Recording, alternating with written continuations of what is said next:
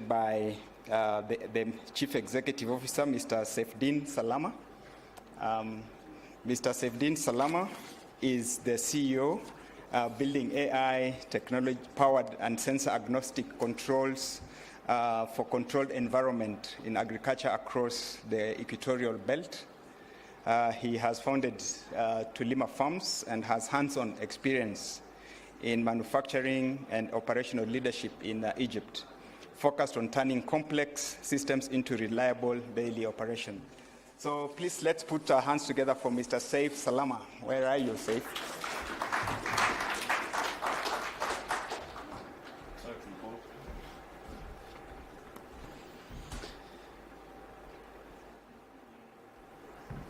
Okay. Is the presentation coming up?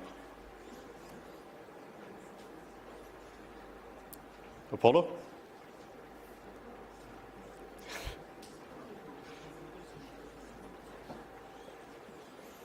I can start without it for now. Hi, everyone. Good afternoon. It's a pleasure to meet you all. It's a pleasure to see you all and to join this conference. My name is Seif Salama, and I'm the CEO of GNENA. Now, I'm certain you've all sat through countless presentations where some company will come up and they'll tell you that they are revolutionizing agriculture. That's not us, at least not until slide 7. GNENA is built on a simple idea. If data is water, then Africa represents the Sahara. In classic pitch deck style, I would like to start by telling you what problems we address and what problems we focus on. I believe that farming in our region, for the vast majority of players, is a lot like playing football with only one boot. We face challenges across the COMESA region, such as unstable climate, with global warming leading to climate shocks. We have issues of water security, and yet we waste it as if it were free. We lack locally developed and affordable precision agricultural tools, from sensors to fertilizers. And very, very few of us can afford to purchase high-tech Western systems. With regards to data and taking data-led decisions, we often fly blind, with our European partners opposite us farming with dashboards that look like NASA cockpits. We also have an extreme shortage of skilled controlled environment agriculture farmers and farm managers and operators. The result of these problems is extremely evident. I often clarify them with a very simple statistic. Can anyone in the room guess what the COMESA region's highest average productivity for growing tomatoes is per square meter per year? Shout out the answers if anyone would like to contribute.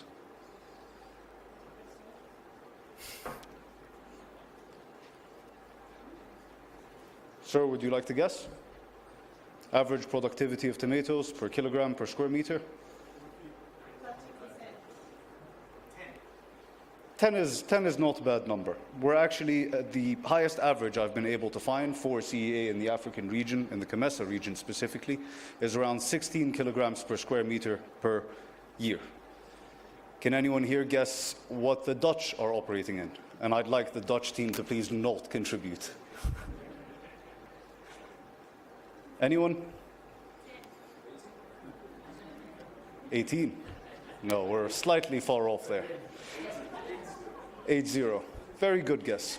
On average, a Dutch tomato farm, will be producing between 70 and 75 kilos. And in 2021, a group of Dutch growers were able to achieve 120 kilograms of tomato per square meter. That is nearly a 10x improvement in terms of productivity per square meter per year. Now, water tells the same story. When we start considering water and we start considering the move from open field agriculture to controlled environment agriculture. With an average for controlled environment agriculture of around 15 liters per kilogram of produce that we can grow, you compare that with what we do in open field, which is at around 60. A reduction of 4 times the amount of water used is essentially the whole game. It is what we need to focus on. Our continent is water stressed, so this is something that we must address and something that we must start to focus on. Our mission is simple. We aim to unlock the full potential of controlled environment agriculture in Africa. We aim for better yields, less waste, more food security, and while we don't necessarily aim to achieve the same yields that the Dutch are achieving, their unit economics make a lot more sense for their operation. We do aim to be a lot more profitable in our growing than they are able to achieve.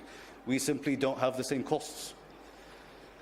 Now that we've covered all the visionary stuff, I'd like to highlight how we actually do this, as sadly vision does not feed hungry bellies. Guinea was built with the method of hedging our bets and extending our runway through multiple revenue streams. We have Guinea Designs, which supplies hotels, restaurants, and luxury institutions with experiential farming systems. These are essentially green furniture, so that when you go to a nice hotel and you order a cup of tea, you can see the waiter go and harvest some fresh mint straight out of our units. I think there's a picture earlier on, but I've, for now, not really been focusing on what's going on in the presentation. By looking at this secondary source of revenue, we're able to gain revenues today, and we're able to fund our research and development. It also allows us to collect data on plants which are growing in perfectly optimized growing conditions. And finally, of course, it helps with our brand recognition, making sure that we are in the front of people's minds when it comes to high-tech agriculture. Guinea Solutions, however, on the other side, is the core of our business and the target we are working towards. It is a full suite of solutions aiming to achieve a fully autonomous farm management network. It fixates on being the perfect link between plant physiology, what is going on with the actual plant that we are looking at, and IPM, climate and nutrient inputs, working to achieve a perfectly harmonious and balanced plant. Guinea OS, our operating system, is sensor agnostic. We can work with any sensor in the world. It's an open platform that enables farms and farmers to operate their farms as efficiently as possible. We do yield forecasting, we do risk detection and mitigation, we do data collection and insight generation for our farmers. Ultimately, our aim is to reach a situation where we have a complete autopilot optimization for the farms. We make it so that farmers don't need to be data scientists. They just need to read simple, actionable recommendations and manage the staff conducting manual labor on the farm. We basically give farmers a perfect farm manager, one that does not take sick days and one that does not need a coffee break. Why the COMESA region and why Africa and why this is an area we're focusing on? It's simple. This is where the challenge with the most impact is. Fix agriculture in Africa, and you help address one of the core issues that impacts the whole population. Agriculture uses 77% of sub-Saharan fresh water, and every efficiency gain we can achieve is going to feed more people with less water. Skills are scarce. Software compresses the learning curve for us. Climate volatility punishes guesswork, and automation stabilizes the outcomes. When the first agricultural revolution happened 10,000 years ago, it allowed humanity to start focusing on personal and communal growth, leading to the development of language, culture, law, and the net achievements of all of humanity today. The population boom that has happened in the past centuries has resulted in outstripping these benefits and has put us back in a situation where food security is at risk. We believe that a second agricultural revolution is necessary. So, what is our ask? What do we want? It's simple. I want your support. I want ministries, NGOs, and agribusinesses to run pilots with us, to help stress test the systems that we have and understand how to best serve you. I want your help in building the right policies, building support for farmers who understand the value of technology and who understand the impact of data, and building educational programs that embed these mindsets in our people. Finally, and I'll be slightly cheeky here, I want your money. Guinea is about to embark on its next investment round, with the aims of raising around $6 million to industrialize our sensors and device networks, to perfect our Guinea OS operations, our algorithms, and scale its operation across the COMESA region.